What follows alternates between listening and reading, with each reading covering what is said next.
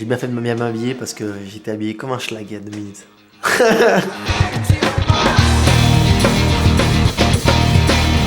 Alexandre Caltagirone, de mon vrai nom, mais je préfère dire Alex Calta parce que sinon les gens ils savent pas dire Caltagirone.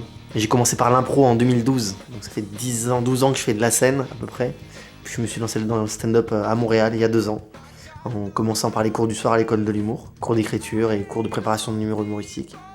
Puis après j'ai décidé de monter ma soirée au Ping Pong Club, qui s'appelle le Ping Pong Comedy Show, et non pas Ping Pong Show parce que c'est pas le même délire au Vietnam. Je crois que c'est au Vietnam, non?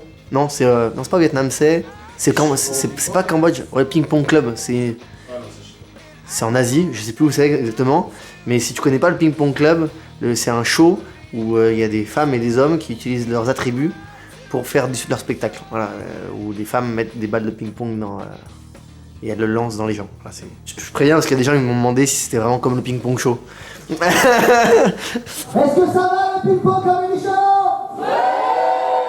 Je m'attendais pas à autant de monde à chaque fois, sachant que j'ai fait beaucoup d'open mic avant d'ouvrir le ping-pong, que je vois comme c'est difficile de remplir une place. Quand je suis arrivé au ping-pong et que j'ai vu la capacité qu'il y avait, je me suis dit, avec Sam, on s'est dit ça va être hyper dur de le remplir.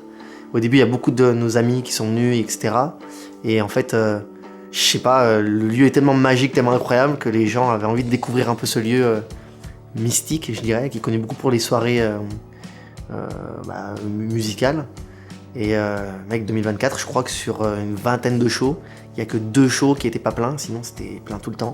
Tous les jours, jouer devant un public qui vient, qui commence à te connaître, etc. Tu sais, on commence à tisser des liens avec des habitués, des gens qui viennent tout le temps, qui ramènent d'autres gens pour faire connaître. Juste ça, c'est un bonheur malade. Tous les soirs, je rentre chez moi, après le ping-pong, je suis aux anges. Enfin, c'est une dose d'amour qui est folle. Tu te souviens de ta première fois sur scène? Ouais, oui. Ouais, c'était au Jockey. En fait, pour t'expliquer, j'avais rencontré Saad au théâtre Sainte-Catherine. Et lui, il s'est présenté comme je fais du stand-up. Et moi, je me suis présenté comme je fais de l'impro. Et à la fin, je suis allé le voir, je lui ai dit, j'aimerais me lancer dans le stand-up. Il m'a dit, écoute, j'ai une soirée au Jockey, je te book la date et let's go. Je lui ai dit, c'est pas un peu trop. Ça va pas trop vite. Il me dit, si je book pas de date, jamais tu le feras. Donc il m'a booké une date. J'ai travaillé fort pour arriver à cette date-là. C'était incroyable parce que j'ai vraiment plein d'amis qui sont venus. Je m'attendais pas à ça. Saad, quand il présente le show, il se rend compte que les 3/4 de la salle, ils viennent pour me voir. Le Jockey, je crois, il était vraiment rempli de fous. Et c'était vraiment incroyable.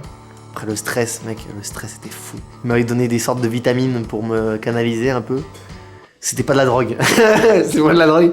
Mais genre, j'étais détente sur scène. Et je suis sorti de scène, j'étais dans les vapes, sur un nuage. C'était incroyable. Est-ce que ça t'arrive des fois de te dire à quoi bon?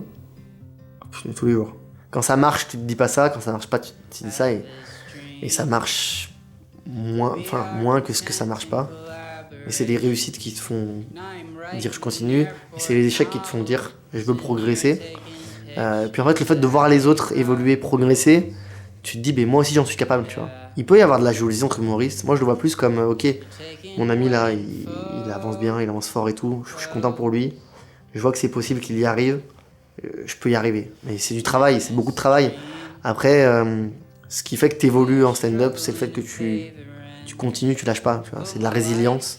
Et ceux qui n'y arrivent pas, c'est juste ceux qui ont pas cru en eux. Parce que je pense que tout le monde peut y arriver avec du travail. Après, il y a le talent aussi qui fait que.